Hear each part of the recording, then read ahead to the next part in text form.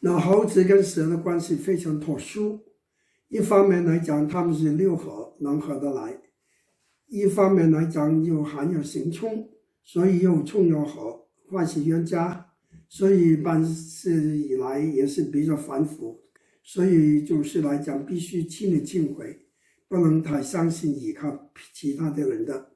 在工作来讲，大力与公关行业，也大力与研究有关系的行业。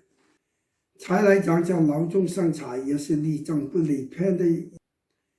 感情来讲呢，平淡孤独，所以不要太强求，平安是福。